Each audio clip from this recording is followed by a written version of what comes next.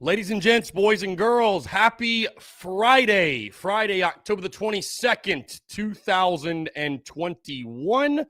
Hope you are all doing well. Taking your questions, your comments, and your calls as well, 843-790-3377. That is 843-790-3377 here on a Friday. Very excited to chat with you all, of course. Great day to have a day, as you see on the hat. I see Brennan M., Phil, Todd Smith, John Kruger. What's going on? Also, if you're in the Big Cock Club Discord, head over to the TDC Questions channel, to be sure that your questions are answered. Again, guys, the phone lines are open. And again, we got a big show here on a Friday, taking all your questions. It's Prediction Friday. I've locked in my prediction. We'll get to that and more in just a second. Very excited again to chat with you all. TGIF. Looking forward to a great day. It's a beautiful day in the city of dreams, by the way. So again, enjoy the weather. Also, if you're on the road to College Station, safe travels and bring home a W while you're at it. All right, guys. Hey, before we get into everything, I do want to tell you about our friends over at Dason and Shalabi Law Firm, because the Daily Crow is presented to you by our friends at Dason and Shalabi Law Firm. Guys, they're young but experienced and aggressive attorneys. They're both former prosecutors who used to represent insurance companies, but switching sides. They both worked at larger law firms where they've represented hundreds of clients at a time. And guys, they both left to start their own law firm because they understand you're not just a line item, you're not just a number. You're a real human being, and you should be treated as such. They're a small boutique law firm that treats their clients like family. Guys, they're going to know who you are and treat you like a client and not a number. They handle injury cases that arise from car accidents and work accidents. Guys, do not try to take on the insurance company yourself. Been involved in any type of accident, no matter what it may be, the last thing that you should be worried about and dealing with is dealing with the insurance company and doing the paperwork. Let the experts over at Dason and Shalabi Law Firm handle it for you, guys. They use the latest technology to make representation efficient yet effective. Again, guys, let them take care of everything for you. You don't even pay them unless they recover money for you. Rami's in Columbia, Curtis in Charleston. They handle cases statewide. They also offer virtual or in-person consultations at no charge. Guys, give them a call today in Columbia, 803-973-0304, or in their Somerville location, 843-388-3368. Or, of course, guys, your one-stop shop, their website, dsinjurylaw.com. That is dsinjurylaw.com for more information. Again, guys, our friends over at Dason and Shalabi Law Firm. Be sure to check them out and tell them that Chris from the Spurs Up Show sent you. Okay, Friday, October the 22nd. Taking your questions, your comments, your calls, 843-790-3377. That's 843-790-3377. Lance, my dude, what's going on? Bush Lattes will be deleted this weekend. Appreciate your love on the new merch. Yeah, so I've been having a little fun creating merch behind the scenes. I know all of our merchandise, obviously, on our store, is, all around the Gamecocks and as it should be. But I have some personal pieces I've been making. So I think I'm going to drop just like my personal collection, things with like little slogans I've said or just things I like. So if you guys want to partake in that, again, a lot of it I'm making for myself, but anyone else who wants to support, wants to rock it, I will drop that in regards to it'll be like Chris's personal collection, basically. It's not all going to be directly, Gamecocks related, I guess, but it's just going to be Chris's closet almost. So again, I'll be dropping that. If you guys are interested, I'll definitely show that off. Again, I think the pieces are sick. So Aaron Thompson said the shelf is killing his ADHD.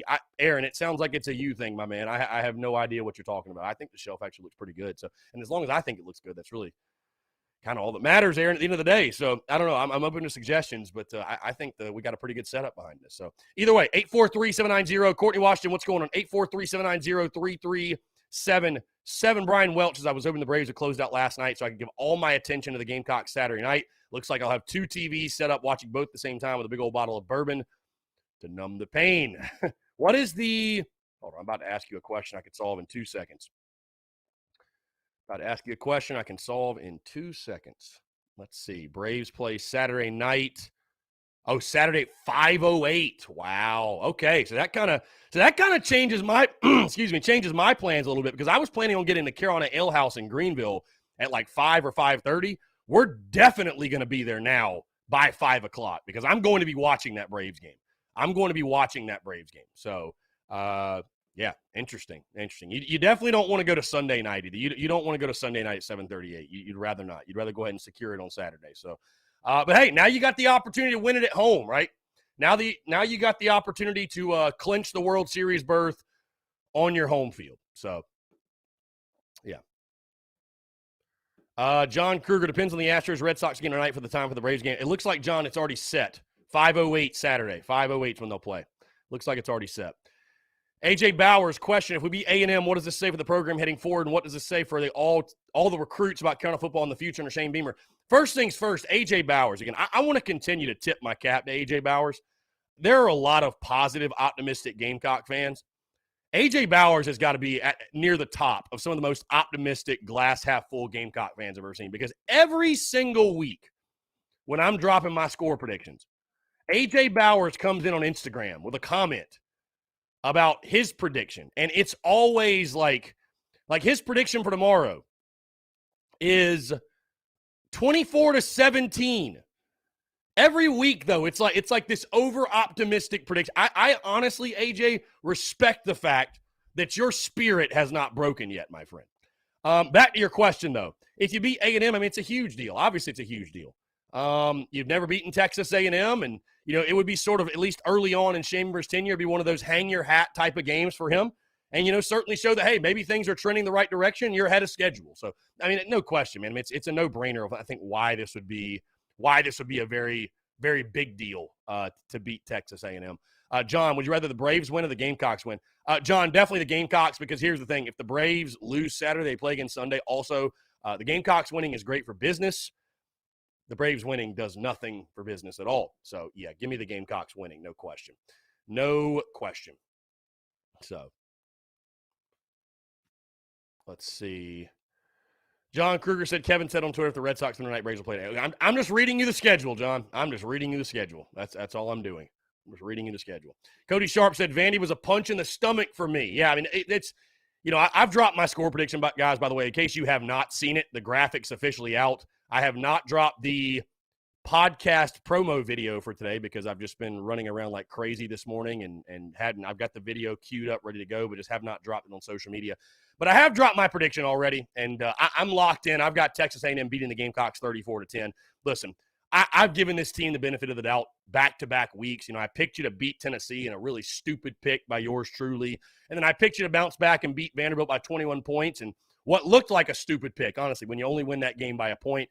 In sports, certainly in life, there are instances where people and entities and certain things, they show you who you are, or show you who they are. They show you who they are, right? They show their true colors. It's up to you to accept that reality. It is up to you to accept that reality. So this football team, I think it is what it is. It's shown us who it is. And that's not to say this team can't improve and can't get better and can't finish 5-7, or even, God forbid, 6-6.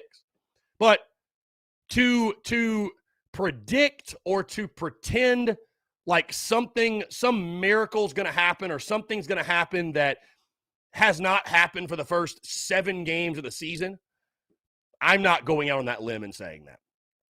I'm not doing it. You can't run the football. You won't be able to protect Zeb Nolan consistently enough. Zeb Nolan will come back down to earth and show people why he was a graduate assistant that hung up the cleats, and God bless him. That's not a knock on him, but that's probably what I think will happen. Your running backs have underachieved. Hell, Kevin Harris and Marshawn Lloyd are both dealing with ankles. Who knows if they can even go? Defensively, you like your line, but realistically, you can't stop the run. And your secondary, really, I think back-to-back weeks, has gotten exposed. I mean, even against Vandy, it didn't look very good. You get some explosive plays. So I hate the matchup. I hated the matchup in the preseason. Hell, I hated the matchup in the preseason with a fully healthy Gamecocks team, much less one that doesn't have QB1 and is dealing with the things it's dealing with, and a team that can't run the football. Guys, I'm not giving this team the benefit of the doubt anymore. I'm not doing it. I'm not doing it. I'm in show me mode. Go out and prove it to me. But I hate the matchup, and I think A&M is just going to run roughshod all over you. I think a night game in College Station, again, if this is a football team that has shown that, we love to say, well, if you just didn't commit these penalties and you didn't turn the ball over and you didn't do this. But guys, that's who you are. At this point, you can expect 10 penalties a game. You can expect multiple turnovers. You can expect sloppiness. You can expect stupid mistakes. That's just who we are. Until proven otherwise, that's who we are. So why would I not expect that in this football game? Aaron Thompson says, why were 3 players suspended last week and how many of those are back tomorrow? I think Juju was the only one suspended. Jalen Brooks is out for a personal matter. You want to know why Juju was suspended? I mean, listen, I hate to talk about it because I don't want to make assumptions, but I don't think it was because he skipped class. Let me put it that way. I don't think Brooks will be available. He's dealing with some personal issue. Shane Beamer said that, who knows? Who knows? No, Juju is back. If I had to guess, and again, I hate throwing rumors out there. I hate throwing assumptions out there. It's kind of unfair to the kids. So I guess I won't do so. Something stupid off the field. I can tell you that much. I think it was something stupid off the field. Anyways, I've been telling you guys all week and I'm sticking to it. I don't have any hope or optimism in this game. AJ, I know you love your team. You got to stay positive in them. Hey, I'm positive about the direction of the program, positive in my team, but I'm also a realist. I'm also very, very realistic. And like I said, I've been a little overzealous the last 2 weeks and, I'm done with it, man. I'm done with it. You're not a very good football team. You have problems, issues, deficiencies all over the place. You're a bit of the land of misfit toys on your roster with a first-time coaching staff in this league, and it sure as shit looks like it across the board. And that's okay. That's okay, but that's who you are right now. So I'm not expecting a whole lot. Again, I hated this matchup in the preseason, too. It'd be different if I was, optimistic about this game over the summer, and I never was. I looked at this game as being probably the second most difficult game we played, and it's most certainly the most difficult game you have left. So, which A&M team shows up, I guess. Is it going to be the one that beat Alabama, or is it going to be the one that lost to Mississippi State? Who knows? But, man, at their place, I'm in show-me mode. So if we go out there and we play them close and, hey, awesome, great. That'd be awesome. That'd be fun to watch, but I'm not banking on it. I picked A&M minus 21 as my best bet. So Aaron Thompson says, your rant on the importance of beating A&M in the very near future was the best thing I've ever heard from your podcast. Aaron, I appreciate that. Thank you. That's that is high praise. So thank you, Aaron. Lance Player says, we're going to look back on this season and say this team laid the foundation. They have showed the love for each other and willingness to fight no matter what. The new Gamecock standard is being built. Yeah, Lance, I agree. It's funny, man. I'm actually, you guys probably saw my back and forth with Mark Ryan earlier this week. I'm actually going on his show at 4:00 today, and we're going to talk about that. And I know what Mark's going to say. And it's okay. It's okay. But again, my life is fueled by perspective, right? I think context and perspective is very, very important. So yeah, over the summer going into a season, no, you don't sit there and say, yeah, if we go 4-8, we had a really good year. You don't say that. You don't say if we went 5-7. Falling short of a bowl game is technically falling short of expectations. But again, context and perspective is extremely important. And so when you factor in everything that's happened, including losing your starting quarterback and not even having him healthy for a single game all year, by the way, if you finish 5-7, I think Shane Beamer did a pretty damn good job, personally. Because, again, all fans want to do is kick and scream and be upset and, that we should have beat Kentucky. We shouldn't have looked like this. We should have done this. We should have done that. I'll spin it the other way. How about some kudos to Shane Beamer and his coaching staff? Because, this thing could have come unraveled at many different times this season. Could have easily lost to East Carolina. Could have easily lost to Troy. Could have easily lost to Vandy. So kudos to Shane Beamer and staff for holding this thing together. Truly. Kudos to them, because this thing could have come truly unraveled. You could be sitting here right now at 2-5, 1-6. You truly could. So, I don't know, a little bit of perspective and gratitude goes a long way in my opinion. That's just how I live my life. I know there's people out there that constantly complain, and what a miserable existence to live in. I'm just saying, man, it hadn't been perfect by any stretch, but I left that, as I told you guys on Monday, I left the stadium. After beating Vandy. The only thing I could think of was thank God we are 4-3. Thank God. Thank God. Brian Dean, why not tomorrow night? I could give you a list of reasons, Brian. You ready? Where do you want to start? Where do you want to start why South Carolina won't beat Texas A&M? Where do you want to start? Peyton Ledwell. I don't see it getting better next year, 2023. Thoughts? I think by 2023 it needs to get better. I think going into next year, again, you look at the schedule, making a bowl game will be the expectation. Again, I don't think the bar is going to jump up significantly in year 2. I don't think so. Getting to 6-6 or better will be paramount, but I don't think the expectations will be stupidly high in year 2, nor probably should they. Let's see.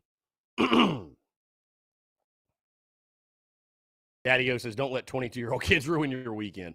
Let's see.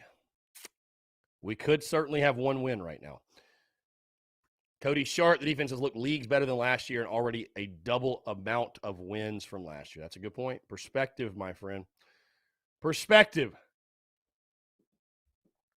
Brian Dean says Kentucky is better than Texas A&M, and we should have beaten Kentucky. Again, we should have beaten Kentucky. On the flip side, you won the turnover margin 3-0 and still lost by a touchdown to your home field. We're probably lucky we didn't get blown out. Brian, again, I respect your optimism. I'm not going to try to talk you out of why South Carolina. Hey, Brian, here's my suggestion. If you're that convinced the Gamecocks are going to beat A&M, you can get Carolina money line for like plus 850. I'd say go throw your mortgage on it, be a rich man, and you can laugh in all our faces on Monday. But I'm going to tell you right now, it ain't happening. It ain't happening. Hey, Brian, you and I both right now, I'll throw a wager with you right now, Brian. I will, a gentleman's wager, I'll throw it with you right now, $100. $100 the Gamecocks don't beat A&M. You want to take the 100? We can virtually handshake, go from there. Baby could use some new shoes. $100. $100. So if Brian's that confident, we can throw a gentleman's wager on it. So let's see. The TDC questions channel in the Big Cock Club Discord. I apologize, Phil. Sometimes I get carried away with the comments here. Daily weather for New Hampshire, 70 degrees and partly cloudy for lunch. Phil had an Impossible Burger with Maui onion chips. Very good. He said, have you had the Impossible Nuggets from Burger King yet? Delicious. No, Phil, I don't I don't necessarily venture to Burger King. I'm not a Burger King guy. He says, Texas A&M is a cult, bunch of damn East Texas weirdos.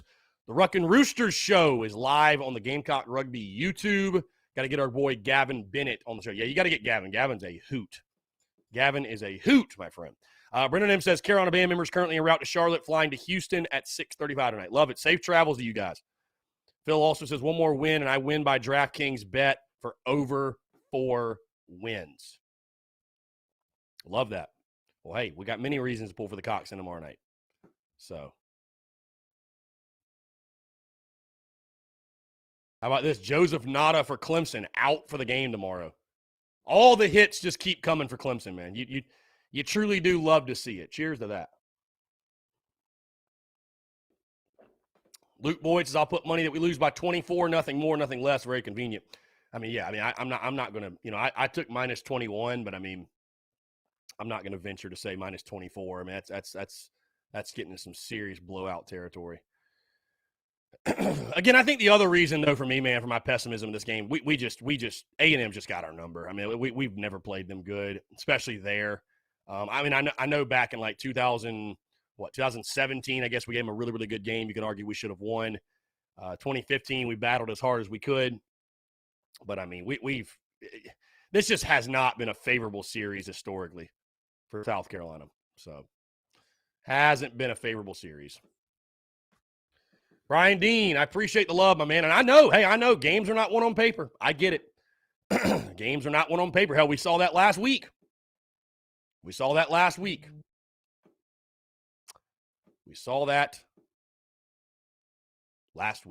So,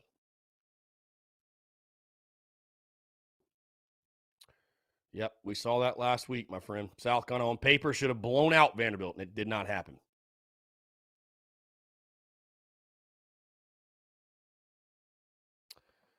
Let's see. Savannah Webster, someone did the simulation. They aren't favored home or away. Simulation for what exactly? Are you talking about for Clemson? Are you talking about Clemson? Okay. Clemson. Yeah, I would never bet on the Gamecocks either, by the way. Peyton Ledwell, I want you to be on Paul Feinbaum or 107.5 The Game. I wish they'd let you on the show. Hey, I'm always down. Guest appearances, I'm always down for that. Be a good time. Be a real good time.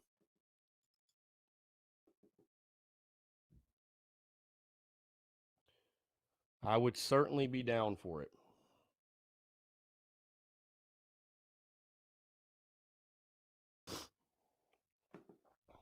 Brian Dean, we will win if we play mistake-free and A&M plays like they did against Colorado. If we play mistake-free, I mean, yeah. Yeah, Brian. I mean, what makes you believe we will play mistake-free? I mean, again, anything can happen. Anything can happen. God could shine on the Gamecocks, most certainly. But what makes you believe that will happen? Again, guys, questions, comments, calls, 843-790-3377. Like I said, because I'm locked in 34-10. I've got A&M beating the Gamecocks. 34-10, my score prediction. Would love to hear your thoughts, your score predictions, your keys to the game, all that good stuff. Your overall feelings on this football game. Again, I've been telling you guys all week. I don't think anybody was surprised. I don't think any of you guys were really surprised by my score prediction.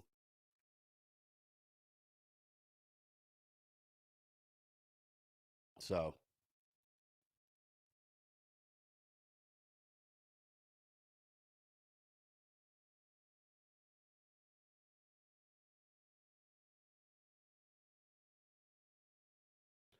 let's see. Savannah Webster, if Isaiah Spiller isn't playing, that's our best shot. Where would you see that he's not playing? I haven't seen that. Jeff Gullidge, what do you think it'll take for us to start getting good recruits again outside of winning games? Well, Shane Beamer. I mean, that's why you hired Shane Beamer. So I think we're going to be able to recruit. I don't really have worries or concerns in recruiting. I think we'll be able to recruit well. So.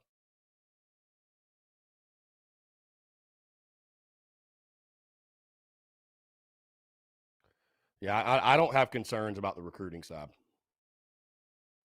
Bryant Hughes, I love my Gamecocks, but we lose by 2 touchdowns. Honestly, I'd sign up for a 2-touchdown loss right now. Daddy O says, what's the trophy this week? Some kind of bucket or jug? I have no idea. Yeah, apparently there's a trophy. I have no clue.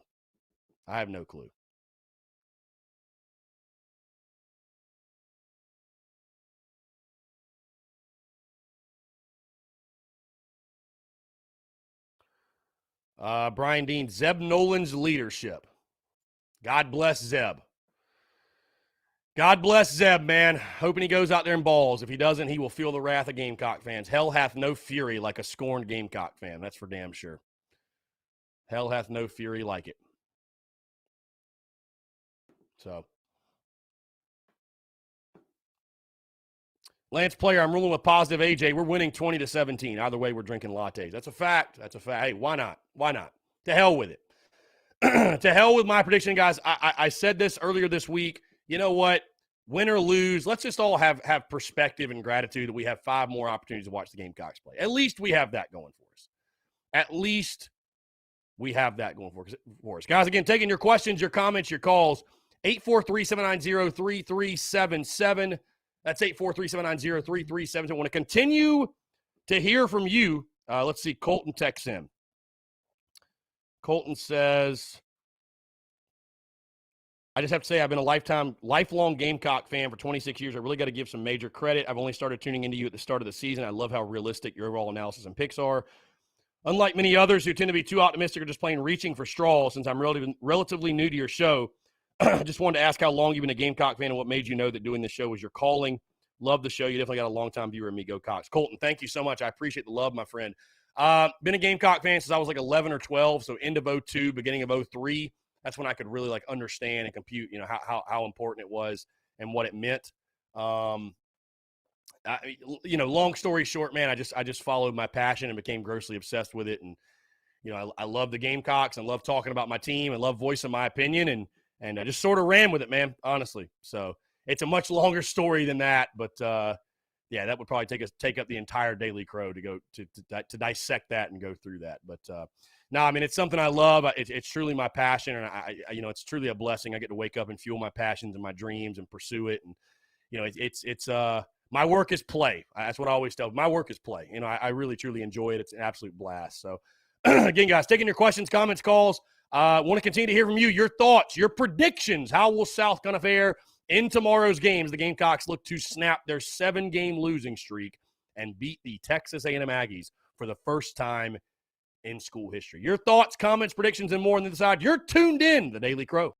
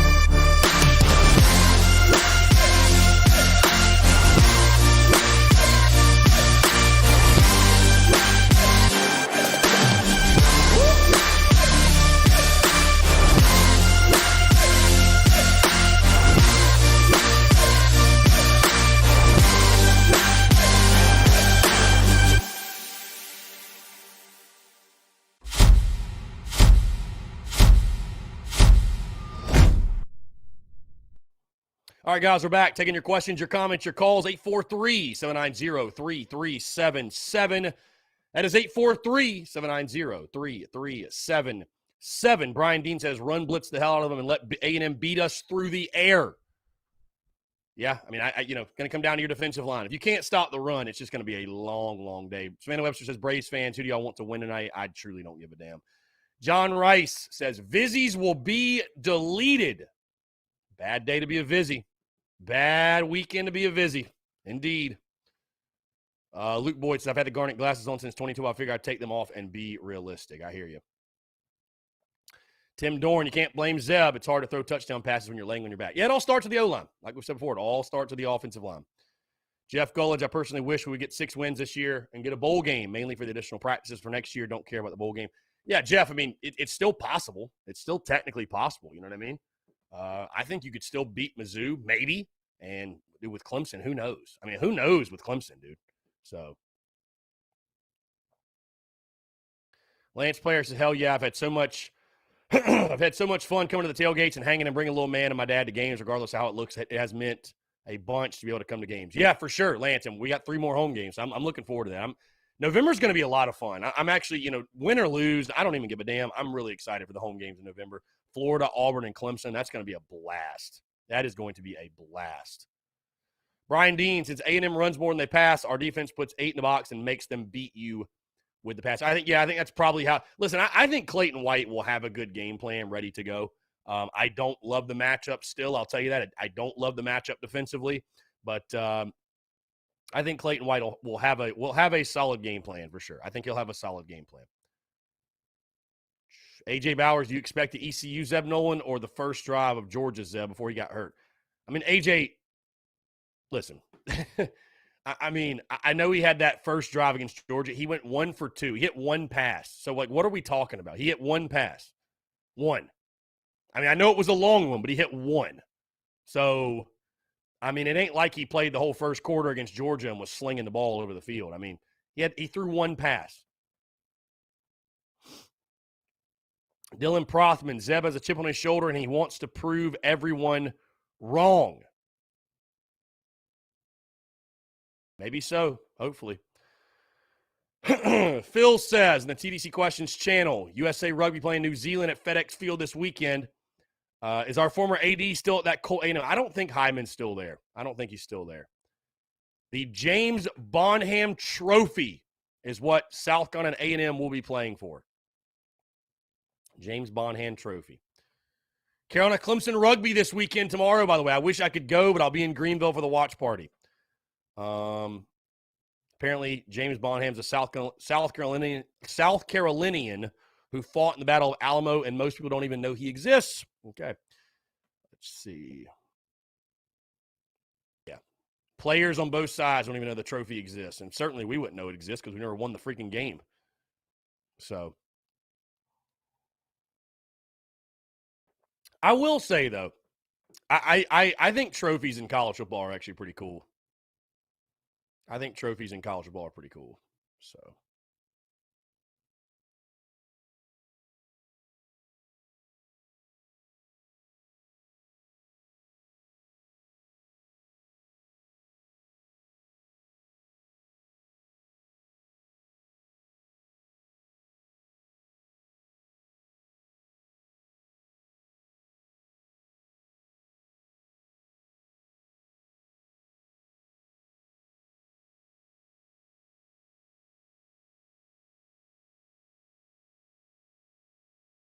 again, guys, questions, comments, calls, 843-790-3377. Like I said, I'm locked in. I've got the Texas A&M Aggies taking down the Gamecocks 34-10.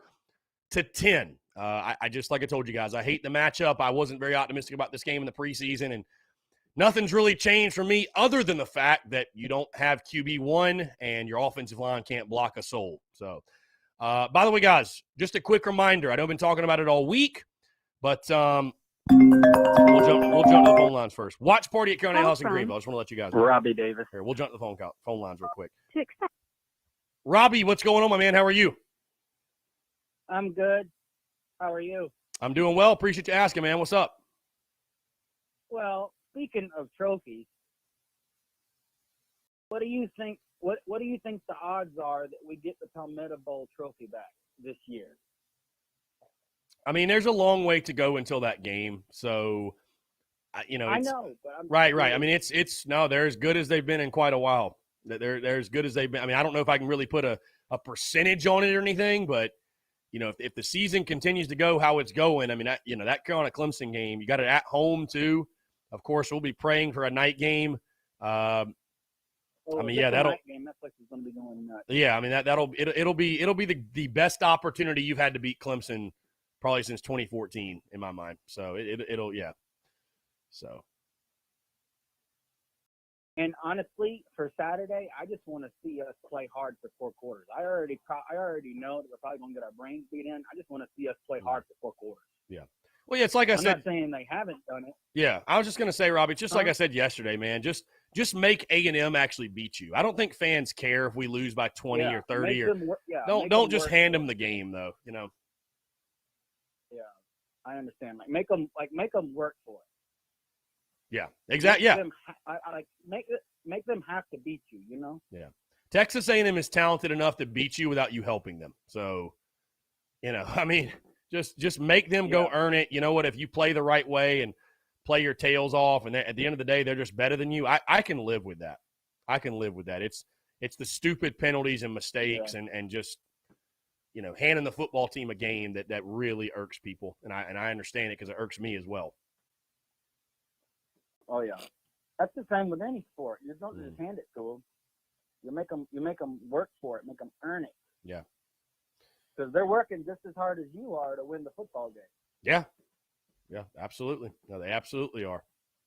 Yeah, I think that's what something fans tend to forget is like they're trying to win too. So, you know, don't forget they're trying to win also.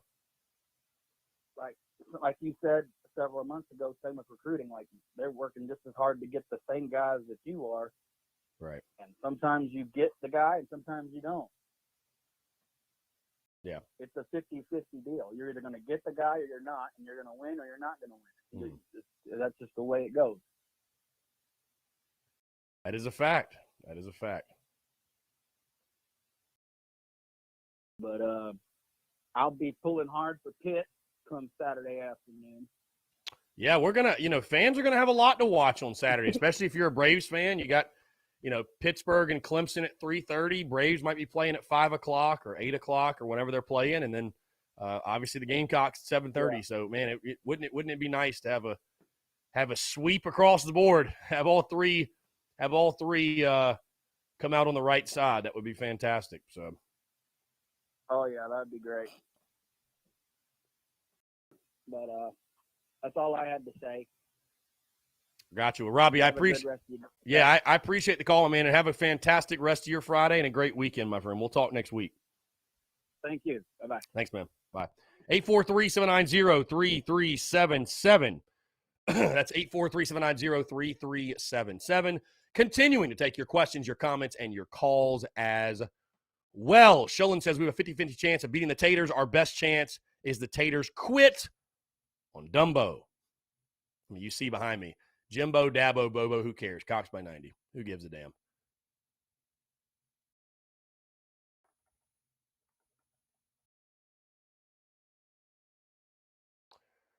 Savannah says we can get to 5 and hope they let 5 win teams in bowl games. Yeah, and I would take a bowl game. I know some people say, you shouldn't reward a 5-7. Dude, if they're going to give you a bowl game, you take it. They're going to give you extra practices, you take it. You take it. That's it. Leave your ego at the door. Just leave your ego, Leave your ego. Luke RJ, what do you think about what Satterfield said Wednesday about Jason Brown and being okay if he had to play? I mean, if he's got to go, he's got to go. You know what I mean? I don't expect – I think it'll be Zeb's game, but, yeah, if he gets hurt, man, I'd say that, Jason Brown, here you go. Here's your chance. Here's your opportunity. Brandon Wagner, you see Missouri got the number 1 wide receiver recruit in the nation from St. Louis. Said he wanted to stay home and build something there. Hope Antonio Williams feels the same about us. Yeah, it's important to keep those guys home, man. It's important to keep those guys home. Sholin says, I could care less about the bowl game. I totally care about 17 extra practices. Yeah, same here. I mean, I do care about the bowl game as well, but no, those practices are huge. Those practices are huge.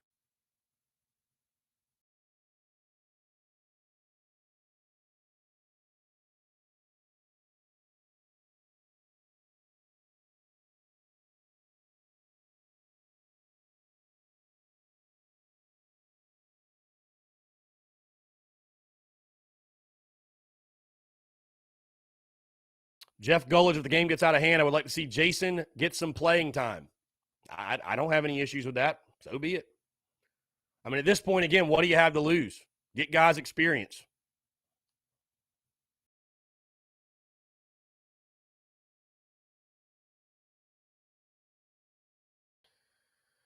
Get guys experience, man. Why not? Why not? Again, what do you have to lose? So.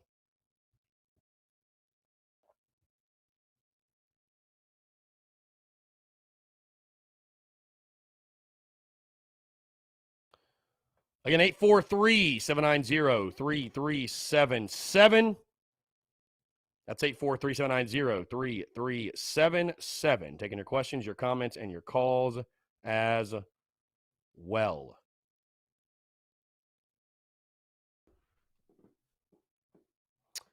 Like I said, guys, podcast did drop this morning. Episode 524. Breaking down my prediction, my thoughts on the game.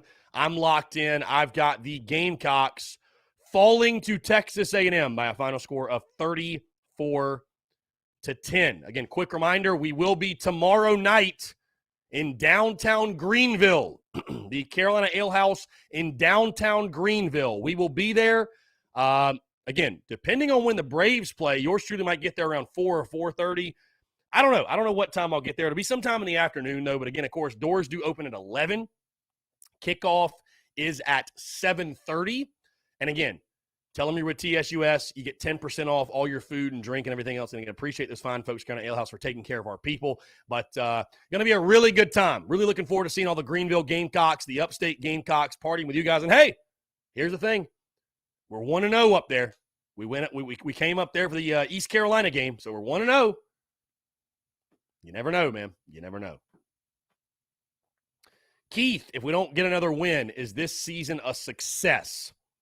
Again, Keith, I would say this. Define the word success. I mean, no, it'd be very hard to label a 4-8 season a success. No, I would not call it a success. I would not call it a success. Again, this is the conversation Mark Ryan and I had earlier this week. Okay, I predicted a 6-6 record in the preseason. Okay, and I said 6-6 or better. That's a successful year. Brad Crawford then tweeted about, the Gamecocks are going, I think the Gamecocks are going to be 5-7 as I predicted in the preseason. And I responded to him and said, all things considered, 5-7 will be a successful season for Shane Beamer. And Mark Ryan, and again, I'm going on his show later today. He completely ripped me for it and whatever. You're moving the goalpost, this and that. That's not really what I'm doing. Again, define the word success. Am I saying you should throw a parade if the Gamecocks go 5-7? No, I'm not. Because here's the thing, because Keith says, are we moving forward? Are we moving forward? And I would say this, Keith, I mean, in year one, the record is secondary anyways. The record's secondary. There's no such thing as a must-win game in year one. There's no such thing as you got to hit this many wins or year one was a failure, especially coming off the Will Muschamp era. Year one, I mean, guys, people were labeling this as year zero. People were labeling this as year zero. And whether you went 4-8 or 6-6 or 8-4, that would not have been or will not be an indictment on the future of the Shane Beamer era, both positively and negatively. It's year one. This is going to be the most chaotic year of Shane Beamer's tenure at South Carolina. In the sense of, he's been trying to do everything within a certain time period, recruiting, getting his football team ready, filling out his roster, developing guys, laying the foundation, establishing the culture, right? So, for me, it's like, I just looked at year one, guys. I had no expectations. I mean, again, I picked 6-6, but it was a blank slate for me. If you go 4-8, it's not like you're holding Shane Beamer to the chopping block. Like, got to get him out of here. It's like, no, it's year one, bro. Practically year zero. If you can overachieve, get to 6-6 or better, that's fantastic. But Shane Beamer, we all know, was coming into a tough situation. So the point I'm going to make to Mark is, listen, 5-7, again, should you throw a parade for that? No. But perspective and context are extremely important. If you don't live with those things, you will drive yourself insane. You will. You will. You will drive yourself insane, guys. You have to have some sort of context and some sort of perspective. And if you would have told me the Gamecocks would not have had a healthy Luke Doty for a single snap this season, because they didn't, right? They didn't. He wasn't healthy at any point. If you'd have told me that in the preseason, I would have told you the Gamecocks went 3-9. I would have predicted that. Flat out, I would have predicted that. So if Shane Beamer can guide this group with a graduate assistant quarterback to a 5-7 record and no running game, I think he did a pretty decent job, personally. I mean, for all things considered, I think he did a fairly good job. Hell, the over-under in Vegas was 3.5. I mean, shit. But again, Keith says, are you moving in a positive trajectory? Are you moving forward at 4-8? Listen, there was only one goal of Shane Beamer's first year. It wasn't to win 5, 6, 7, 8, 9 games. And I said this in the preseason to you guys. The number one goal for Shane Beamer was, no matter the record, find a way to get the next preseason with the same positive momentum and positive energy you had this past summer. If he can do that and keep recruiting going, totally fine. You are right on track. Again, Shane Beamer's entire tenure at South Carolina will not be determined based off of how many games they win this year. It just won't. It won't. Hey, Will Muschamp went 6-6 in year one and then won 9 in year two. That obviously didn't mean anything for the long run of his tenure. So, by year 3, that's when you need to start seeing, like, hey, we're winning 8 games. We're making some real progress. But I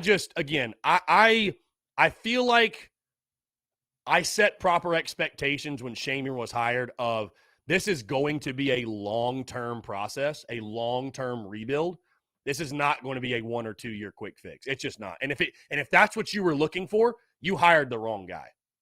Because there were other more proven commodities out there that you could have went after that would have given you a much, much better opportunity for a 1 year quick fix. That's just the way I view it. Again, I'm not saying don't hold people accountable, but again, we're sitting here at 4-3. Even if you lose this Saturday, you're 4-4 going in the bye week, right? Even if you lose. Here's the funny thing, guys. You're only 1 game off what I predicted. You're only 1 game off. So that's kind of the funny thing about having the conversation that I know Mark Ryan wants to have this afternoon, and we will have. We're talking about deeming this season success or failure. We still have 4 more games to go after this weekend. So, and so would you say right now, has the season been a success or a failure to this point? You're only 1 game off where I picked you. So it's like, it's hard for me to say, oh, it's just been a massive failure. You're only 1 game off. Phil says in the TDC Questions channel, Robbie Davis should end his calls by saying your friend Robbie Davis, just like his texts, for tradition's sake. I agree. We should do that. Tommy Wallace, Beer Ball has seemed to be very quiet the last 2 weeks. Did it show back up on Saturday? If so, where does it show up at? Defense, offense, or special teams? Tommy, it's tough to predict that because a lot of turnovers and those big turnovers that result points, some of it's ringing into luck, I think. But who knows? Hopefully, you need it. You need it. Sholin says, Shane Beamer started with a serious handicap given last year's recruiting class. What they did at the 11th hour was remarkable.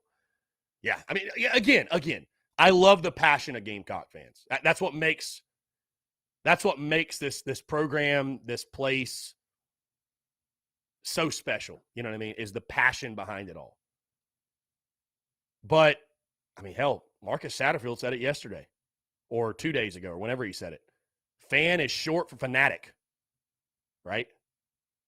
Fan is short for fanatic. It comes with it. And so it's like, I understand having patience is not the popular take, but it's, again, I just don't understand the people who thought it was going to happen in 1 year. Maybe, hey, I don't know. Maybe it would help my ratings to be more of the hot take guy, and just week to week in year one be like, oh, he's got to be fired. He's got to be fired. Shane Beamer's got to go. This was a mistake. This is a failed experiment. Maybe some people would enjoy that. Maybe some people would like that. I'm just not wired that way. I don't know. Like, I don't want to be that way. I don't want to be that. That's such a chaotic way of operation. That's such a chaotic way of operating. And again, guys, it goes back to the conversation I had a few weeks ago, or actually last week, I think it was. It was last week, where, I mean, here's the thing. We're 4-3, probably about to be 4-4. But if Beamer goes 5-7 in year one, let's just say he goes 5-7. What is he doing that any other coach before him didn't do? He's not doing anything out of character. Guys, Lou Holtz went 5-7. Hell, Lou Holtz went 0-11 in year one. Which it's funny for me to see people say on social media, God, this team this year is worse than the one that went 0-11. Guys, how did that make any sense? How is a 4-3 team worse than a team that did not win a game? Like, explain that to me. And we got spam calls on a Friday. Like, I listen, I love Gamecock fans again. I'm sure there's many of you in here that were in the stadium during 98, 99. All respect the old heads, if you will, whatever. But people love to glorify those times. Guys, those were not glorious times. If Twitter had existed then, oh God, what would have happened? What the scene would have been like.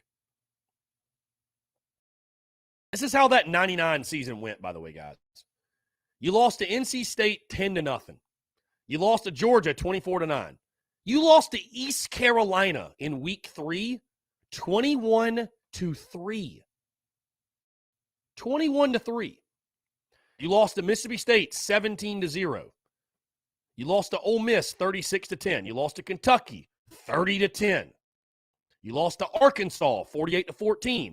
You lost to Vanderbilt at home 11-10. You lost to Tennessee 30-7. You lost to Florida 20-3, and then you lost to Clemson 31-21, and they littered your field with 0 bars. Imagine if Twitter existed then. Imagine. I'm all about having perspective, but to pretend like, man, those were the good old days of Gamecock football, and fans were just showing up every week, and thank God we are not at that point. And thank God for Lou Holtz's sake that Twitter didn't exist, because I'll tell you what, he would not have lasted very long. And by the way, for the crowd of we sold it out when we went 1-21. This is not me trying to slam Gamecock fans, by the way, but here's the reality. Game 1 of the 98 season, you had 78,830. And this is when, the attendance or the capacity is 80,250. So you had 78,000. Against Georgia, you had 83,000. Hell of a crowd. You lost 17-3.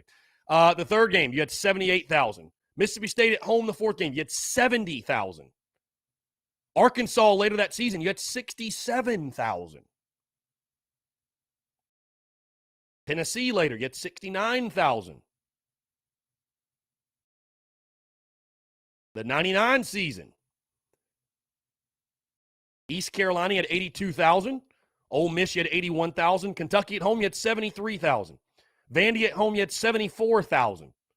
Florida at home, you had 73,000. Then Clemson, you had 83,000. So let's make sure, the story, the fish gets bigger. The fish gets bigger, right, as the story goes. We were not packing 82,000 in the seats every freaking week. We weren't doing that. So again, I'm almost kind of defending the current day fans because, the crowd against Vandy, that's about the crowd fans were putting in the seats when Carolina was going 0-11. I'm not defending like, hey, I wish we were packing it out, but again, the fish gets bigger as the story, because the old head Gamecock fans will all tell you, man, we were selling that thing out. We were putting 85,000 in there. We were 0-11. It's like, yeah, for a game or two, sure, but not the entire year, bro. Not the entire year. Y'all tell me, some of y'all were probably in the stadium. So am I wrong? Am I wrong?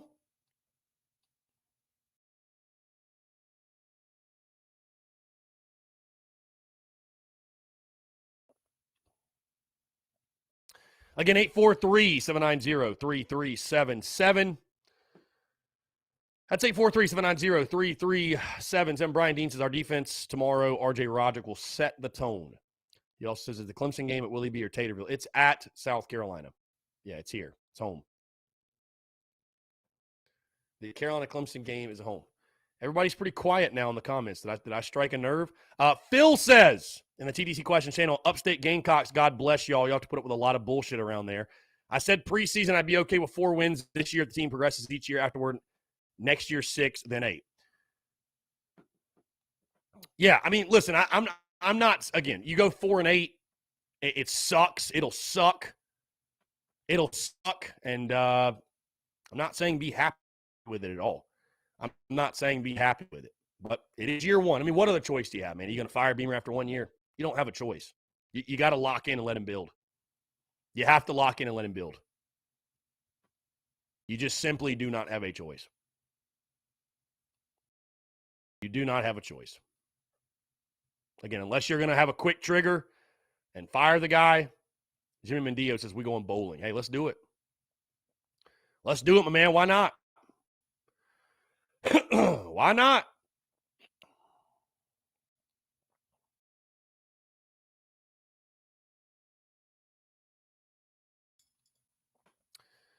Again, you got questions, comments, calls, 843-790-3377. So in case you missed it, by the way, Jalen Dickerson is out for tomorrow's game, and Juju McDowell will return. So good news there on the injury front. Rick Sandage continues to be out. We'll probably miss the entire season, I would imagine, at this point. Kevin Harris and Marshawn Lloyd both with an ankle. Beamer saying we're a beat-up football team. So I think I'd be paying close attention tomorrow to the injury report and who's dressing out and who isn't. I would be kind of surprised if there's not some some notable guys not playing. I have this feeling that's going to happen. So Tyler Hucks, I would much rather see the future seasons be better than the last and the opposite. Winning big the first couple of seasons and falling off thereafter is not what we want to see. Yeah, again, it's a slow build, man. I think it's going to be a slow build. Coaches learning on the job. Roster's got to be improved, got to be upgraded. Going to take time, man. Just going to take time. All right, guys, we have officially hit 1 o'clock. We've officially hit 1 o'clock. Going to take a quick break here. We're continuing to take your questions, your comments, your calls as well on the other side of the break. Guys, I want to hear from you. Hey, your overall predictions, thoughts on everything on the Texas A&M game, as well as the outlook for the rest of the season. Hey, we'll continue to chat about it, guys. Great Friday to have a Friday. See the hat, read it, and weep. Great day to have a day. Great day to have a day. All right, cool. Questions, comments, calls, and more on the other side, guys. You're tuned in to the day.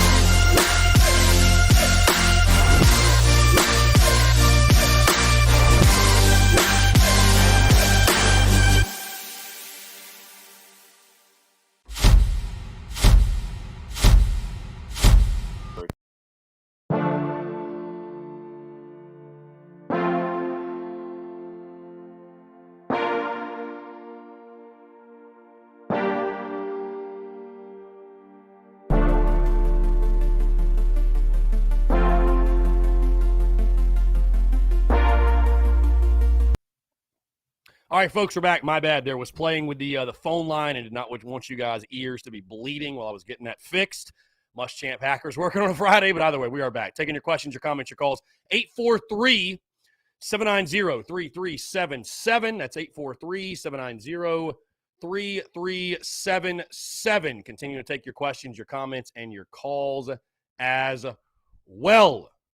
Let's see. Brian Dean, can Rick Sandage redshirt? I mean, he's missed so much time, I would imagine he could, right? He's missed so much time, I would imagine he could. I know Phil just tried to call in during the break. Phil, would love to have you call back in. If you want to hit the phone lines, would love to have you call back in, my friend. So, again, 843-790-3377. That is 843-790-3377. So, Chris Worrell says, thoughts on Oscar Delp going to Georgia? They keep taking these great prospects from us. I mean, the kid's from the state of Georgia, man. His buddies are all there. I'm not totally shocked. Unfortunately, I'm not shocked. Unfortunately, I am not shocked. So, it is what it is. It is what it is.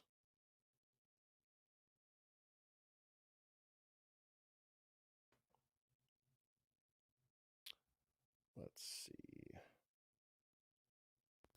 All right, let's start the phone lines here. Call from Phil Harris. Phil, what's going on, man? How are you?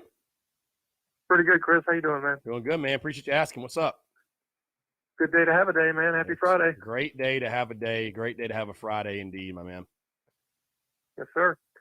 Just wanted to wish Carolina Rugby a big, happy, go kick their ass, go whoop Clemson's ass this weekend up there in Pickens County. For any Gamecock players that may have, not looked at a map or Google Maps or anything like that, trying to get up to Pickens County, go north until you smell it and west until you step in it is how you get there. Just wish them the best of luck. They got a good team that they're playing, unfortunately. Clemson's done pretty well past couple years with their program, so it'll be an upset if we happen to win against them this weekend in rugby. But I had for the Jacks Rangers show on episode 19 that was just released this week, I had the Free Jacks captain, who's a Canadian international in rugby, is also the assistant coach for Clemsucks, and he's there now, in Pickens County, coaching those guys, and he's just kind of baffled by the rivalry. He's a guy that grew up in New Zealand. His mom's from Canada, so he plays internationally for Canada. They don't really have that type of fierce rivalry where he's from. So I was like, I hate them, So he was like, he couldn't quite it just kind of baffled him, but he's excited for the rivalry as well. But I hope they whoop their ass. I told him that straight up. So yeah, man, just excited for them this weekend. Yeah.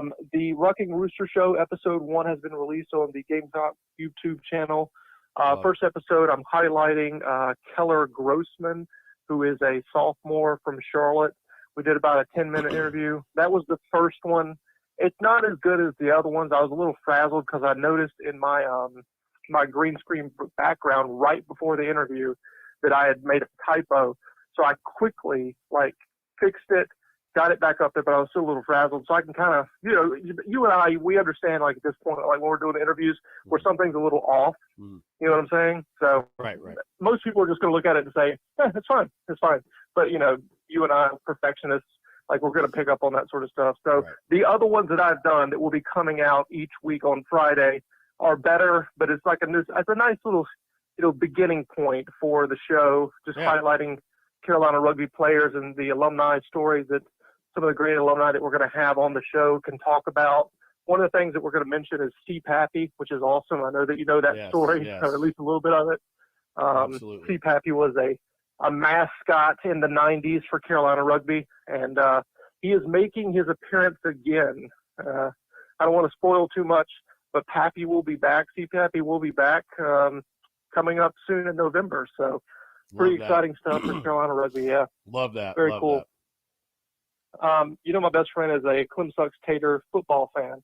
Yeah. And the performances that they've had this year, he's called me, a couple beers in, and said he's got one of those golf carts that like are tricked out and it's all like Clemson colors and all that crap.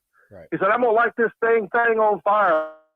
Like, he is so upset with this right now, and I wish that I could be that upset with us being just like kind of mediocre. You know what I'm saying? Like we we kind of anticipate that. Like I would trade in a heartbeat what he's feeling with their team with where we've been the past couple of years. You know what I'm saying? But you know, can't do that. One of my really good buddies lives in Anderson. He's the guy I'll be staying with tomorrow when I go up there, and he's a barber, so he cuts, all kinds of different people's hair and everything. So I mean, he interacts with a lot of Clemson fans. And he's just told me for them it's like football season's over basically. So wild, man. It is very strange. Well, when you get used to winning every game by 50 and going to the playoff, I can see how 3-2 or 4, whatever the hell their record is like a disaster. So I get it. Yeah, I get it. I would like to think that Carolina fans would have better behavior, but I probably not. Probably not. If we had the success that they had probably not over the past several years. So, but it is what it is. It's kind of funny to watch them just freak out over all of this, and I have a little bit of perspective with our program and compared to where they are, and it's nice to see them tormented, like we are yearly. What else do I got for you?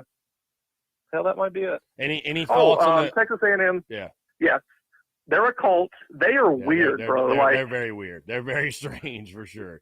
Some people in the world would look at what they do and say, man, that's awesome for them. But I just get an uneasy feeling. I really do. Yeah. It's very odd. Yeah. It is strange. Having said that, we're going to get our ass kicked. Yeah. Hoping for the best. Yeah, I'll be honest with you, man. And again, I'm not putting A&M on Georgia's level, obviously, but my thought process going into this game is very similar to Georgia, where I'm not sure if I told you, but I know I told a couple people. I was like, you know what? My mindset is we're going to get crushed, and anything less than a blowout is a success. I mean, truly. I hate to say it, but if South Carolina if South Carolina loses this game by single digits, I would be ecstatic. But at some point, you have to just – at some point, because I think it was Brian Dean made the point that A&M's only beaten one team with a winning record, so why are we, like, hyping them up? Well, it's like South Carolina has beaten ECU by a last-second field goal and Vandy by 1 point on a last-second touchdown. I mean, so if we're really going to start talking about the transitive property and what A&M's done versus what Carolina's done, like that may not be the best argument to make for why we're going to have success. So not at all. Not at all. I don't know. I'd love to be proven wrong, but I've gotten out over my skis the last 2 weeks predicting this team and giving them probably more credit than they deserve. So I'd rather be on the side of I'd rather be pleasantly surprised than get my hopes up and be disappointed. Put it that way. That's the thing is like when we make these predictions, these realistic predictions about what our football team is going to do this week against whatever opponent it is, people forget that if we win the game, we'll be ecstatic because, even though we got our prediction wrong, our team still wins. Right. Right? Oh, yeah. It's just very strange. Like if you provide people with realistic takes on this program and where we are right now, it's somehow like we're a bad fan for being realistic. That's not the case, man. Like if our team goes out and beats Texas A&M, you bet your ass I'm going to be running around up here in Manchester like screaming my head off, people thinking I'm crazy because nobody else is watching the game. Yeah. But I'll be ecstatic, But I just don't think that's going to happen. If you look at our roster compared to theirs, I think you can say unequivocally that they have a better roster than we do at this point, and that's okay, man. This is year one for Shane Beamer. Like, it is what it is, man. Yeah. Yep, I think that's a good way to put it. Yeah, I was saying in the chat, I told this to you in the preseason. If we win 4 games, and this year, if we only win 4 games, and you told me that because we can progress, or we will progress to 6 wins next year, and then 8 the year after that, I'm okay with 4 wins because I believe that this team is not as good as it will be next year or in the year after that. That's just the bottom line. When you're building a program, that's the way it should be. Yeah, I mean, it better not be, Yeah. That's the goal. If this team is worse next year than it is this year, we've got problems. Right. We got major problems. I agree. Right. So that's all I got for you, my brother. Phil, I appreciate the call, man. Thanks so much. Hey, have a great weekend. We'll talk next week. You too. Go Cox. Go Cox. Appreciate it. 843-790-3377. I wanted to say this, by the way, but I wanted to wait until I got off the call with Phil. Gamecock fans must have the I don't know if best is the best way to put it, the most successful. I don't know if that's the best way to put it. But Gamecock fans are fantastic life partners and fantastic relationship partners because, I mean, Gamecock fans have been in an abusive relationship with their athletics programs their entire life, especially their football program. Gamecock fans on a weekly basis get mistreated, abused, let down, disappointed, and they all have short memory and just continue to show up week after week after week with some newfound optimism and newfound, positivity. So, hey, if you're looking for a long-lasting relationship and someone who's going to go through the trenches with you, and hey, you don't even have to treat them all that well because they're just going to continue to show up and show up, show up and show up and show up again. Date a Gamecock fan. Date a Gamecock fan. Good God. I mean, Gamecock fans, if nothing else, have proven by following their football program, they are willing to go through a toxic, abusive relationship and continue to show up week after week after week. So kudos to you. Kudos to you, honestly. Date a Gamecock.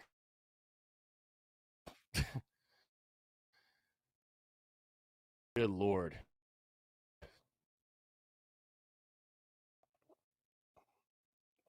I mean, field, and by Monday, they have completely flushed it and completely forgotten that it even happened.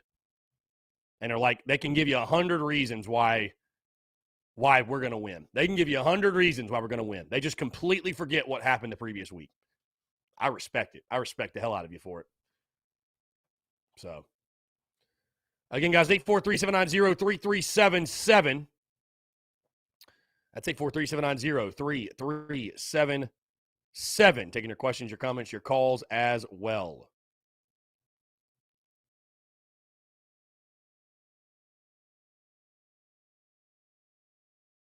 Sholin says, sick transit, Gloria Mundi. All glory is fleeting, is what that means. The Taters need to take this one to heart. Dylan Prothman says, Oscar Delp won't play until his senior year. Joel T. Brown says, bias day to have a bias show. Joel, could you expand on that comment? Which bias? Which way? I mean, the name of the show is the Spurs Up Show. There are Gamecock things in the background.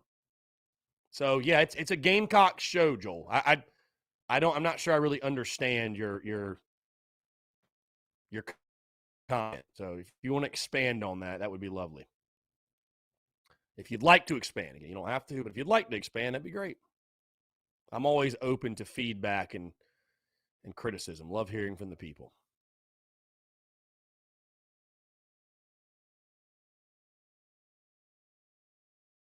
$903-377. That's 843-790-3377. Like I told you guys, I'm locked in 34-10. I've got Texas A&M getting the win tomorrow night in College Station. So would love to hear you guys' thoughts, predictions, everything else.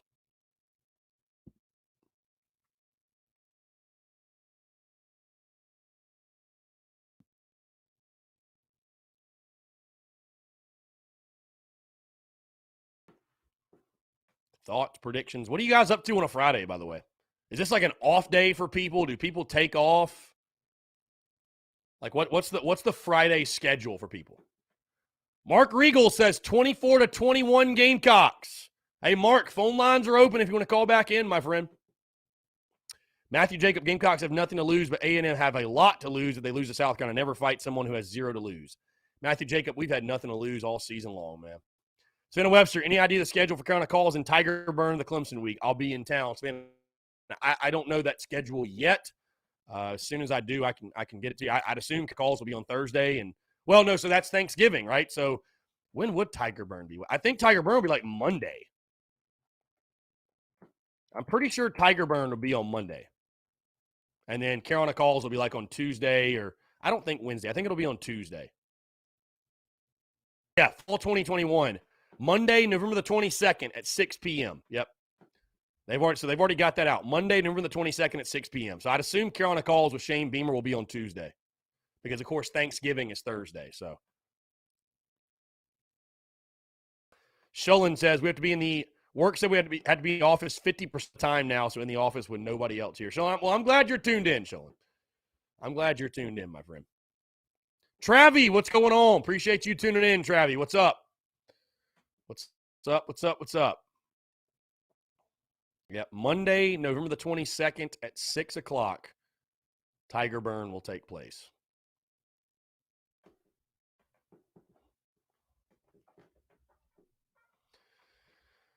Yeah, who knows? Yeah, before you know it, guys, we'll be talking basketball soon. Basketball right around the corner. Heck, I mean, starting in 2 weeks, you've got your scrimmages, and then we get going, rocking and rolling with actual games as well. So, yep, right around the corner.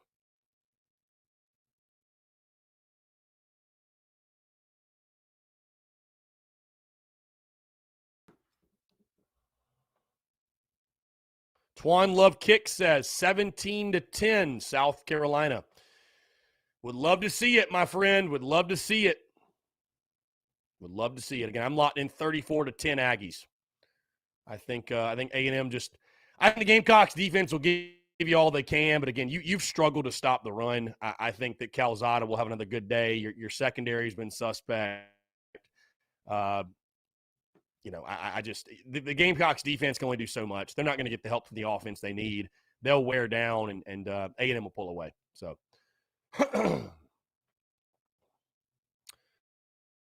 Nick Renfro, do you think it's possible to win 3 out of the 5 wins over Florida, Mizzou, and Clemson seem possible? I don't think right now you beat Florida. I know Florida's got issues. I don't think you beat Florida. Missouri, I think, certainly a possibility. And then Clemson, who knows? So, I mean, again, I'll tell you this, guys. All things considered, Shane Beamer gets this football team to 6-6.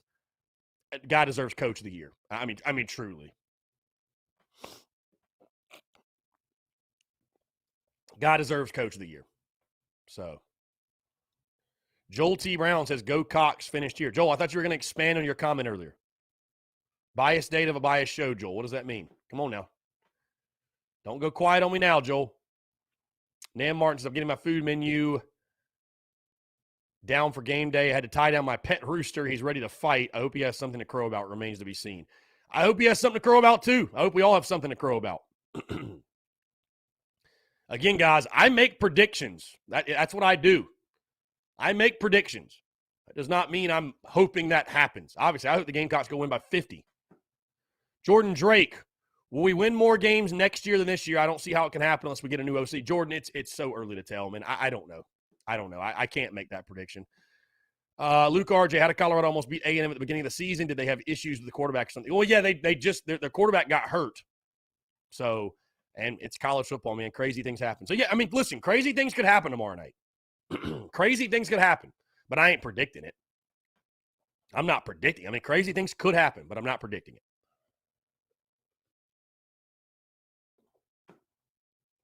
I'm just simply not predicting it. Nope.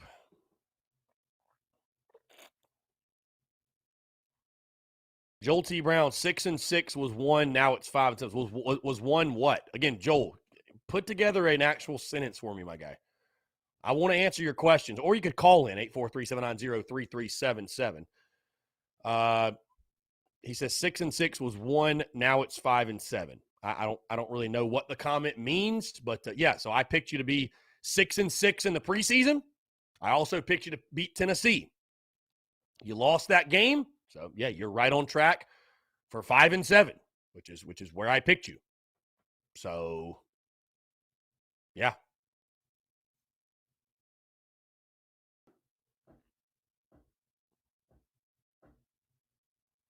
And I also picked in the preseason to lose to Mizzou, but beat Auburn. So I think it's more likely now that you beat Mizzou and lose to Auburn because Auburn looks a lot better than I expected. But, again, and like I said, I'm going to have this full conversation on Mark Ryan later today. And I know Mark's bringing me on the show because he wants to try to grill me. I know he does, which is totally fine because Mark can't grill me. It's fine. It is what it is. Again, I'm not sitting here saying that 5-7 is some massive success and throw a parade. I think it's successful, all things considered. I think Shane Beamer, you get to 5-7, I'll say, you know what? All things considered, all things considered this season, y'all did a pretty good job, honestly. Because hell, I predicted 6-6, and I was accounting for everybody being healthy and you being able to run the football. I mean, I was not, I wasn't accounting for everything that's happened. So, let's see. FBSschedules.com, Eric Taylor, their writer, they've dropped their score prediction for Carolina A&M. Here's what they have to say, guys. This is FBSschedules.com. It says, Shane Beamer is fun. I can't wait to see what he builds in Columbia if given enough time to build it. Unfortunately, Texas A&M is a tough out this week, so Beamer will need to continue winning popularity points and patience with that great personality. The Gamecocks' time is coming, though. FBSschedule.com prediction, Texas A&M 43, South Carolina 13. That's FBSschedules.com. So, Steno Webster, Pittsburgh, Clemson prediction. Of course I'm going with Pittsburgh. Pittsburgh's going to roll. Twan Love Kicks, I see the bigger picture. He's building a pretty good recruiting class. Even I got to chill and trust the process. We all do. We all do. You don't have a choice. You have to trust the process with Coach Beamer. You have to.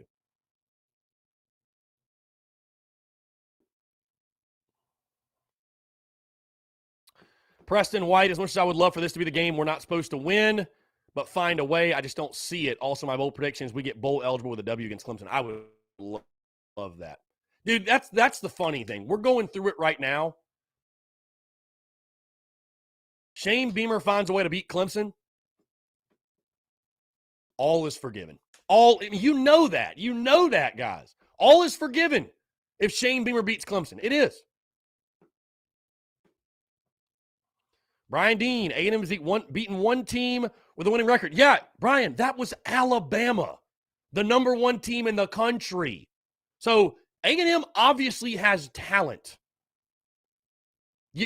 Brian, you're not helping your calls making that point. I don't know what point you're trying to make, but yeah, they beat Alabama. So am I saying that that's A&M is that team week in, week out? No, but that game shows you A&M is loaded with talent. But I don't think you're I know you're trying to make a point. I don't think you're making the point that you think you're making, at least in my view. Derek Gainey didn't like what Beamer said about E.J. Jenkins last night, said plays the same position as Van. They should have already been training him in another receiver position to get him on the field. Yeah, I wonder with that comment from Beamer, is he just saying that instead of saying, hey, the kid's just not good enough? I don't know. Listen, we've seen E.J. Jenkins make a play. I didn't have these crazy high expectations of E.J. Jenkins, though. I didn't think he was going to be an every down type of player for you anyways. I don't know, guys. I mean, I'm surprised he hasn't been more at tight end, to be honest with you, or just on the field in general. I mean, he had that one nice catch against Troy in the touchdown. Have I seen enough to tell you that we've got some All-American playmakers sitting on the bench and we're not utilizing him? But I'd like to see him play more. There's no doubt. I would certainly like to see him play more. There's no question.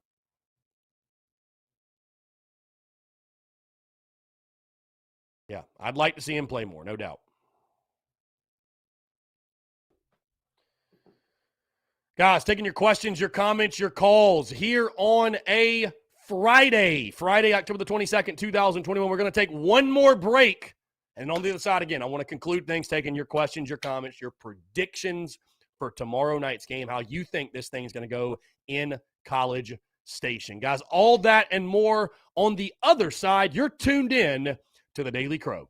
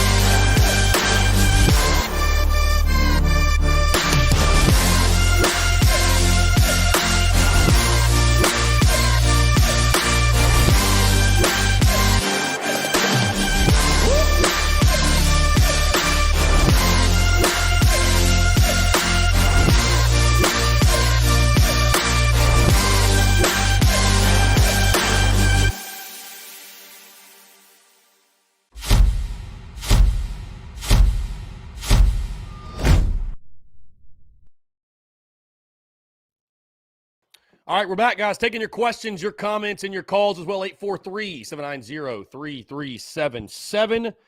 That is 843-790-3377. Want to continue to hear from you. Mark Regal said he caught a ball against Vandy, talking about E.J. Jenkins.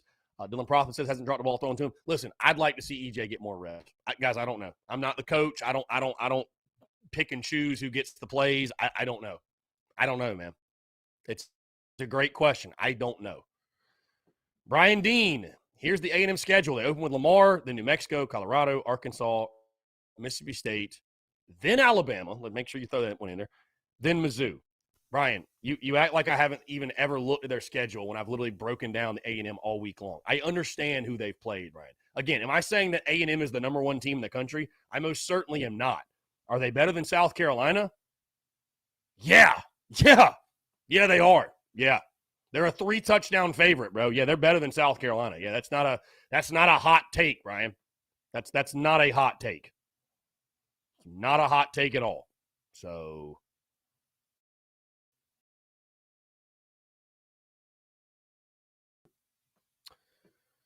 I'm hopeful for the best, prepared for the worst. I don't expect this team to be anything it hasn't been to this point. I think there will be probably a comedy of errors, as we've seen week after week after week. There will be penalties. There will be turnovers. There will be self-inflicted wounds. And I think we'll play hard. I think we'll play hard for sure. But I don't see it, man. I don't see it. I'm sorry, Brian. I just don't see it. So hopefully I'm wrong. I don't think I'll be, but hopefully I'm wrong. I tell you, it takes, I don't know if you guys have ever experienced this. It takes forever to post a video to Twitter. Twitter is the worst when it comes to uploading video. I mean, they're the absolute worst. Their platform, but whatever. All good. Again, guys, 843-790-3377. That is 843-790-3377. James Kendall says, either way, we drink. Either way. Very good point. And, guys, we'd love to drink with you all tomorrow night at Carolina Ale House in downtown Greenville on my upstate Gamecocks. Would love to see you guys out there. All my upstate Gamecocks. Would love to see you out there. Doors open at 11, kickoff at 7:30. I'll probably be out there on 4:30 or 5 or so. It really depends on kind of when the Braves play and stuff like that. But we'll be out there that afternoon. Going to be out there all day long. Going to be a really good time, really fun time. And, again, would love to see you all out there, again, at Carolina Ale House in downtown Greenville.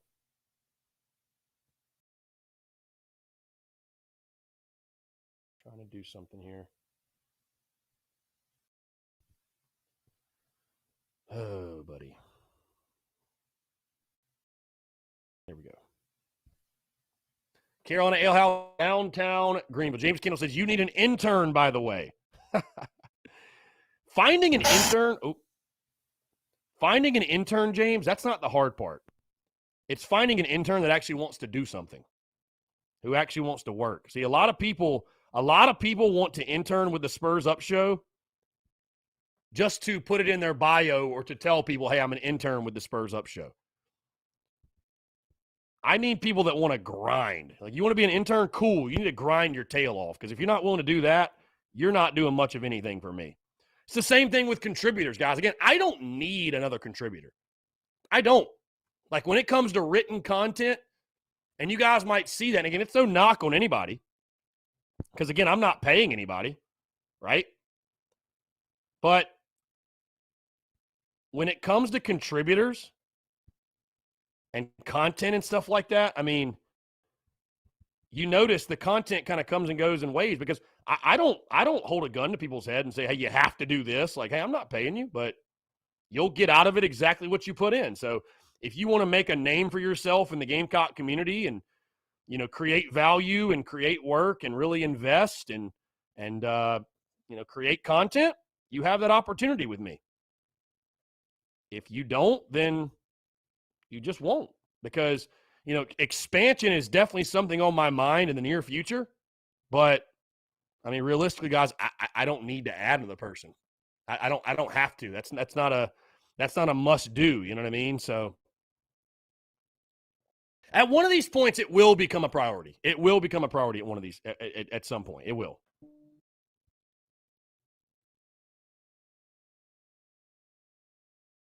It will become a priority at some point.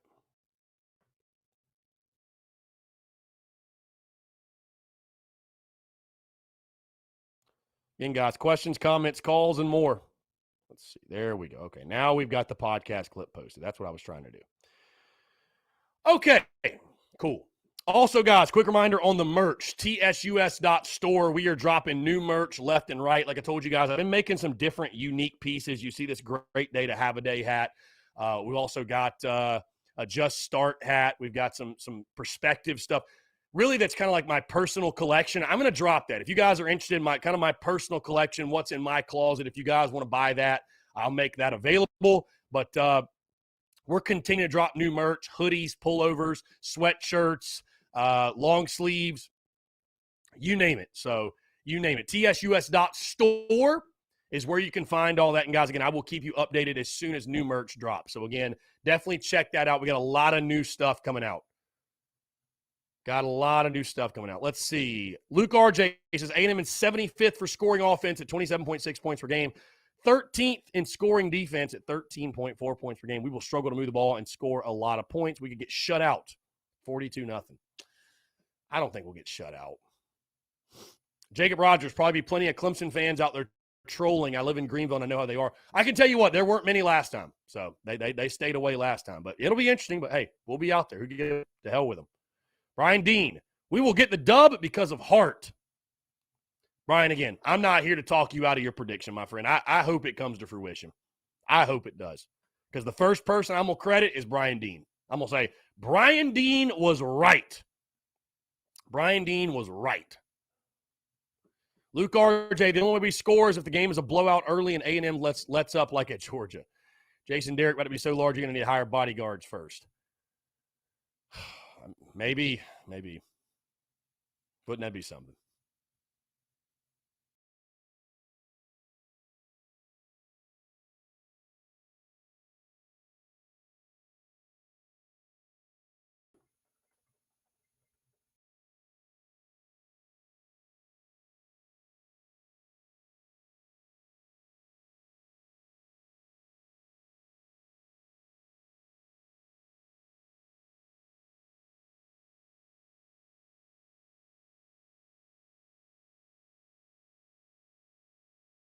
Guys, taking your questions, comments, calls, 843-790-3377. Like I said, I am locked in. 34-10, my score prediction. Gamecocks taking on the Texas A&M Aggies. And Brian, hey, I don't want you to be wrong, Brian. I want to be wrong. I don't want my score prediction to be right. I have no interest in it being right.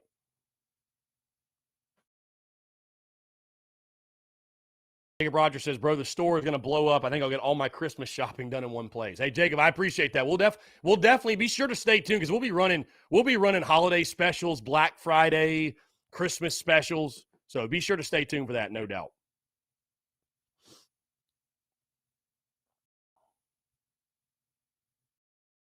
Sholin says, been watching since the break, didn't realize I was about 4 minutes behind the live stream.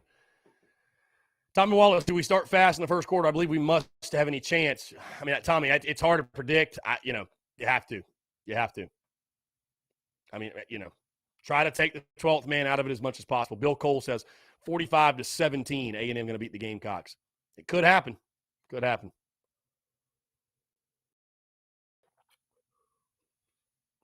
If nothing else, it looks like Gamecock fans do have realistic expectations for the game tomorrow. Brian Dean says, man, it's just an honor for me to get to talk about my favorite team.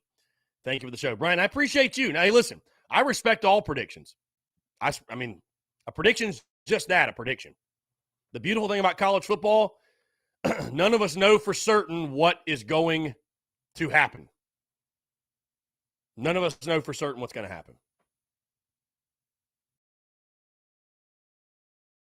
So,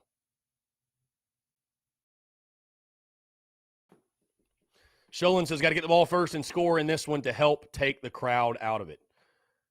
Let's see.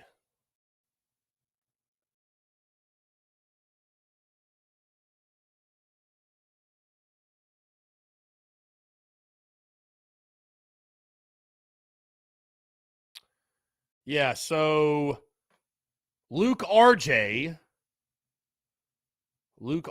wants to know the scores of the A&M games. I can't watch the show and look those up at the same time on my phone. Yeah, Luke RJ, the scores of the A&M games. So here's how their schedule, here's how their season is gone. They open up the season by beating Kent State 41-10. They then in week 2 beat Colorado 10-7. Okay. Really close game, a game that shouldn't have been that close probably. They then beat New Mexico 34-0, then lost 2 straight, losing to Arkansas 20-10 and Mississippi State 26-22. And they've won their last 2 games, beating Alabama 41-38 and beating Missouri 35-14. That Mizzou game, they were up 21-0 after the first quarter. So, Coach Ford says you do know. What do I know, Coach Ford? What do I know? What do I know?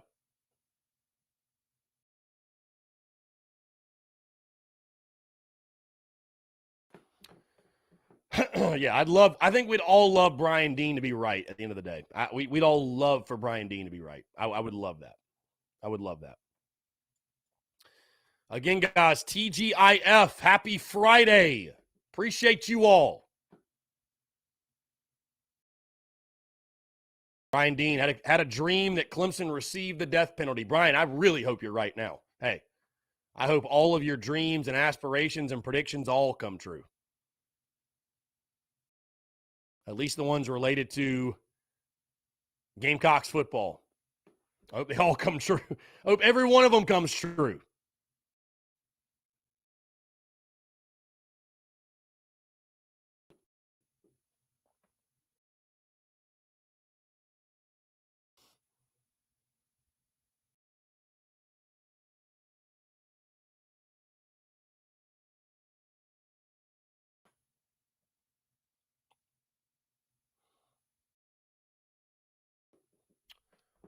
Let's see. You guys, I'm locked in 34-10. It's interesting kind of just reading through comments from people. And it's I don't know why this is, why there's, and I guess I do know why, because everybody has their own opinion, and that's the beautiful thing about college football and sports and everything else. But it's like you've got a portion of the fan base that's like patient. They're like, it's going to take time. It's going to take time. Let Shane Beamer build. And then you've got another portion of the fan base that is just so irate with everything that's happened this season and just what has gone on, and just can't stand the result that is on the field. I don't know. It's just like totally differing opinions. It's very interesting.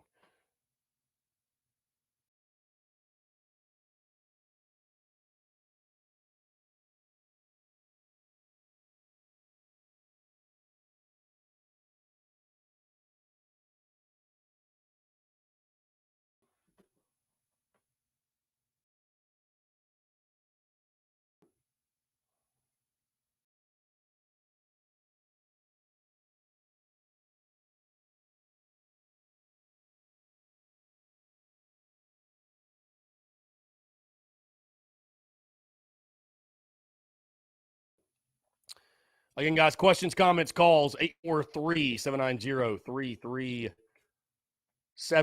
That's 843-790-3377. Brian Dean says, I really hate Clem sucks. Yeah, me too. Tommy Wallace, how did Arkansas and Mississippi State have success against the Aggies? The Mississippi State one is very hard to understand. I mean, I think Arkansas is a good football team. That's how they had success. So who knows what A&M is? Who knows what A&M is? You know. Jeff Gullich says, I'm surrounded by A&M fans. One being my wife. So I'm with you. We just aren't as good as A&M right now. We're just young, new staff, etc. I just want to see good effort. I don't want to see a blowout. It's going to take Beamer a couple years to get us back right. Again, Jeff, like really, truly, the one thing I want to see. I don't care if my prediction's right. I don't care if you lose by 30. Like that is so beside the point. I just want to see a football team not beat itself. That's truly it. I just want to see a football team not beat itself. Make A&M beat you. Don't commit the dumb penalties. Don't commit the stupid turnovers. You know, if you get beat, fine. If you get beat, fine. And I think all Gamecock fans can live with that because you're not supposed to beat A&M in year one of Shane Beamer. You're not. You're not. But just the miscues that we have, you got to cut them out. It's got to stop. The mental errors have to stop. Players have got to hold each other accountable and stop it. Just stop the ridiculous penalties and turnovers and just play a clean game. Play a fundamentally sound football game. If A&M beats you, tip your cap to them and keep it moving. You weren't supposed to win anyways, but I mean, at least make them earn it. At least make them earn it. That's literally all I want. Just don't go get embarrassed. Keep it simple. Stay within yourself. Play hard for 60 minutes. That's it. Let the dust settle how it may and go from there.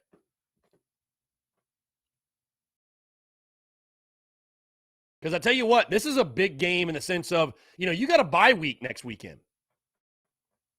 And the last thing you want to be thinking about for 2 weeks before the Florida game is getting embarrassed. You know what I mean? Like, it'd be nice to, even in a loss, if you lose, to have some positives you can draw from this thing. That'd be nice, wouldn't it? That'd be really, really nice. Yeah, Travie making the point. I mean, listen, man, like, A&M doesn't need your help to win. I think A&M's probably good enough to beat you without you helping them. So don't help them.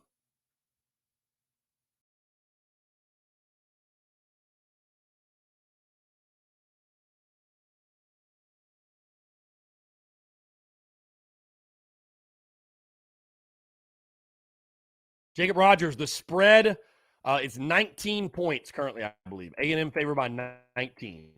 It started at 18, jumped up to 21. I think it's settled back in. Oh, what am I doing? Let's check Prize Picks. Has Prize Picks put any plays for the Gamecocks? How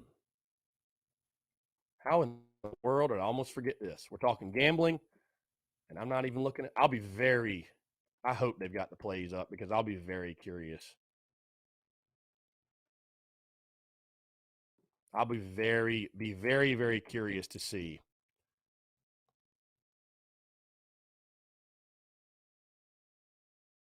They still don't. That is shocking, man. That's really disappointing is what that is. How do they not have our game up yet? Well, I tell you what, the second they have it up, I'll be posting it. The second they have it up.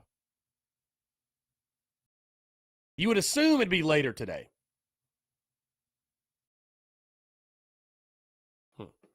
Interesting. Aaron Thompson says, I want to see the stupid penalties go away. That's the sign of a well-coached team. I also don't want to see the camera pointed at Beamer after one of those dumb penalties, and he has that look of a dumbfounded curiosity. Again, it falls on everybody. Coaches have got to be better, but you know what? Players got to hold each other accountable. Players are the ones making the penalties. Players are the ones turning the football over. Again, I understand Satterfield hadn't been perfect, and if Shane Beamer wants to make a change, then so be it. So be it. But damn it, players are the ones on the field. Players are the ones on the field messing up. Marcus Satterfield ain't committed a penalty all season. Marcus Satterfield ain't turned the football over all year. So,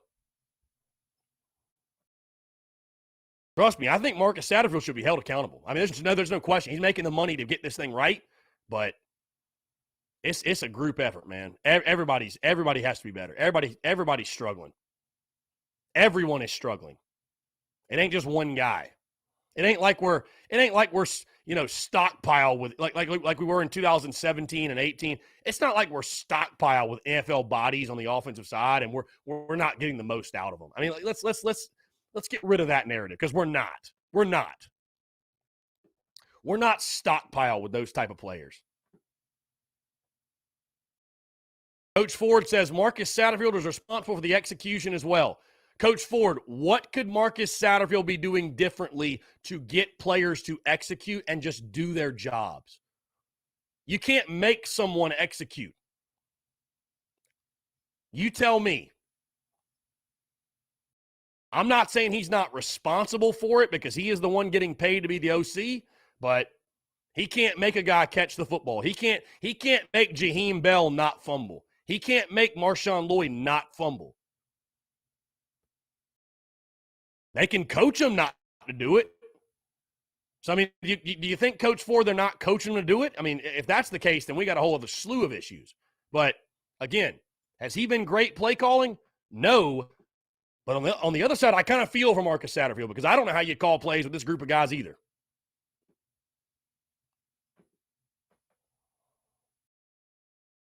I mean, every time you get something going, our guys are doing something stupid. Dumb penalty, turnover, every time. We shoot ourselves in the foot every single time. So, again, hold Satterfield accountable. Totally fine with me. But let's make sure everybody shares the blame because it's everybody. It's everybody.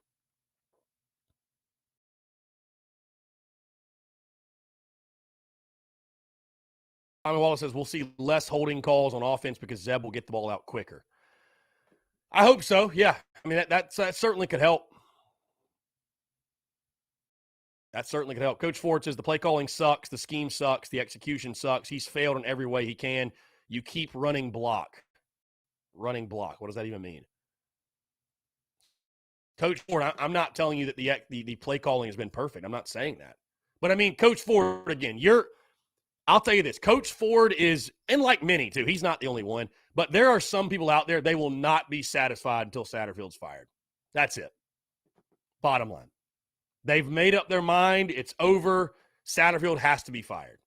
And that's fine. I mean, whatever. That doesn't bother me, but so I will expect the bitching and the moaning to continue through the end of the season. And if he comes back, I will expect the bitching and the moaning to continue through the offseason and through the preseason and through the 2022 season. And that's just how it'll be. So, Coach Ford says change or leave. All right, you want to fire Shane Beamer then? Okay. I mean, I listen, if they want to get rid of Satterfield, so be it. I trust in Coach Shane Beamer is going to make the right call. I think he's going to make the call that best benefits South Carolina football. I think he will. So if they get rid of Satterfield after this season, it ain't going to bother me. It really ain't because Beamer's the one calling the shots. You got to trust Beamer's decision-making. But what's going to suck is when he brings him back next year and people like Coach Ford and others are going to be preaching all offseason, well, that just shows that Shane Beamer's not the guy. That just shows he's not the guy. And it's like, oh, to hell, man. Oh, hell. So. Marcus Satterfield's not going to fire himself. So.